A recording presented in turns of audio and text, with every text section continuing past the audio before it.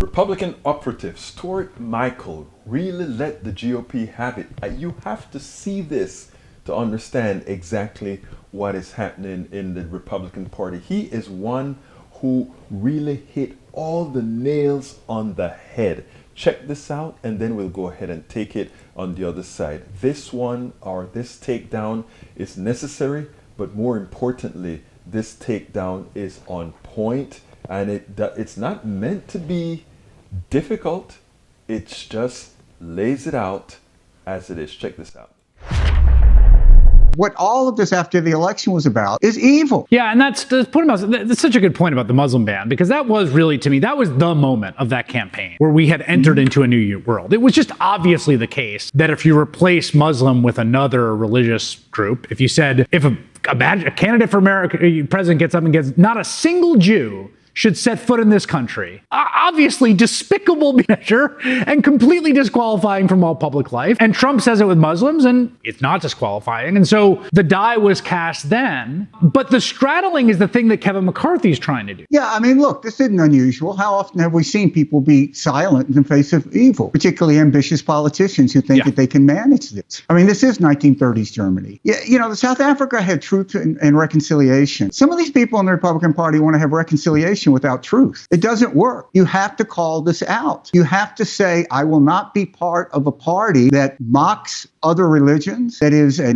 fundamentally anti-constitutional effort to put an autocracy in America. You just can't do it. And this is why I say that you have to burn the party to the ground. You have to start over. There's not a conservative philosophy here. Nobody in America can tell you what the Republican Party stands for in any conservative sense. There's no logic there. There's no coherent form of government or theory of government, which is why they don't really participate in governing. Yeah. They're just in the business of electing Democrats, which is what a cartel is really, not a political party. You occasionally watch different politicians try to come up with some sort of, like, for lack of a better word, third way, right? So there are folks like yourself, there are Kinzinger and Cheney, there are people who I would call sort of like never Trumpers, who are sort of consider themselves Republicans or conservatives who are opposed to Trump. I think you've left the party, and Cheney and Kinzinger haven't. And then there's the attempts by Christie and Nancy Mace to find some sort of middle ground or something that's Trump adjacent but critical in certain ways. And it just strikes me that even if there was a market for it among the voters of the general population, within the party itself, there's just no demand for that, essentially. No, the party is a Donald Trump party. This is sometimes I think that we make the mistake of looking at the Republican Party and saying, how did they go wrong here? How did they, take this wrong turn or something? How did they get hijacked? None of that happened. This is what the Republican Party wants to be. This is why I was really forced when I confronted this myself, which was not a pleasant experience, to call this book I wrote, It Was All a Lie. Because I don't know any other way to reconcile this. You don't abandon deeply held beliefs in a few years. It just means you didn't deeply hold them. You can't say that we're just going to ignore the past. It never works. That's a perfect example of what I'm talking about. This idea that, like, my proposal is not to talk about the central defining questions facing the party in American democracy and focus on, we don't like inflation under Joe Biden, is like, that's not gonna cut it, buddy. It's not the world that we live in. It's a world that I'd like to live in, I think. I'd like to have two parties that had opposing philosophies of government so we could get back to talking about these differences. But that's not what we have now. We have one party that is for democracy and we have one party that's for autocracy. And all the rest is just noise. All these ads that we made about capital gains tax and health care, none of that matters. No. The central truth is American democracy going to survive?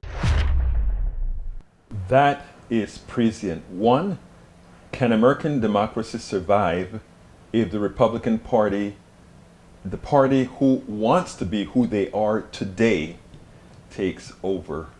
And that is the real question. And that is the work we have ahead of us. We cannot allow the fallacies. We cannot allow what these guys purport to portray become a reality. The truth is, Stuart Stevens hits the nail on the head.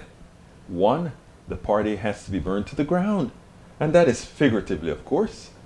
But two, it has always been, as he wrote in his book, the policies that this particular party supports, it was always a lie. Now, he believes in the conservative issues, Stevens does. Don't dare not believe that. He believes in the true tenets of conservatism. Most of us knew it was never practical. But what he realizes now is everything the Republican Party claimed it was nothing but a lie. We spend a lot of time deconstructing the news, trying to parse it into a form that everybody can understand. We try to find those little nitpicks where it flies above the fray, etc. If you really like these videos that we do, I want to ask a big favor. Please go ahead. Number one, subscribe to our channel. And number two, please join if you can. Thank you so kindly for watching. Keep watching. Please remember to share. We must populate the entire internet with our progressive message, a message that we know is what most Americans say that they want. So help us, please join.